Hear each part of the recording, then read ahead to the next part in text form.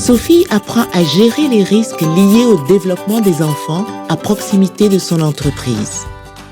Aujourd'hui, Sophie se rendra dans une clinique pour son examen prénatal. Et elle en profitera pour s'informer sur le développement de son bébé, car elle a entendu dire que certaines substances chimiques utilisées dans les plantations de bananes peuvent avoir de graves répercussions sur les bébés avant même leur naissance.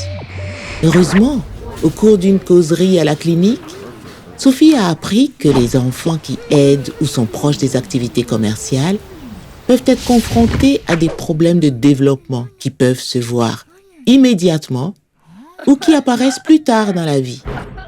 Ces risques pour le développement sont notamment des malformations congénitales ou des graves lésions pendant l'enfance au cerveau, aux poumons, au cœur, aux reins, au foie, aux yeux, aux oreilles et à la peau, des déformations des articulations et des os, un retard de croissance, un traumatisme psychologique ou émotionnel et différents types de cancers. C'est pourquoi il est important de se rappeler les 3 D des travaux interdits aux femmes enceintes et aux enfants de moins de 18 ans. Dégoûtant, difficile et dangereux. Parmi les conditions dégoûtantes figurent celles qui les exposent à des substances toxiques ou à des métaux, même pendant la grossesse. Les travaux difficiles sont notamment ceux qui exigent de longues heures de travail ou un effort physique important. Les travaux dangereux sont ceux qui les obligent à effectuer des mouvements répétitifs ou à travailler dans des postures gênantes. Sophie a appris 2 mesures qu'elle peut prendre pour limiter les risques liés au développement. 1.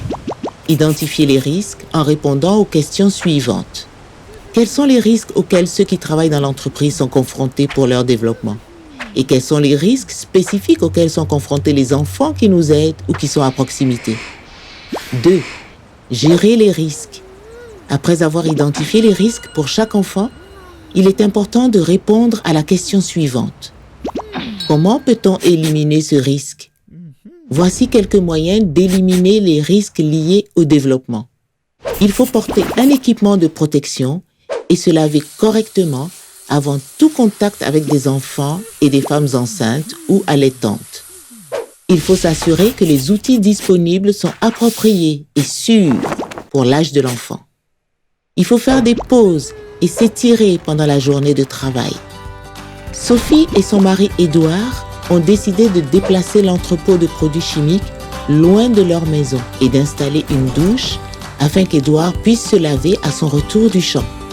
Sophie se sent désormais capable de prendre soin du développement de ses enfants.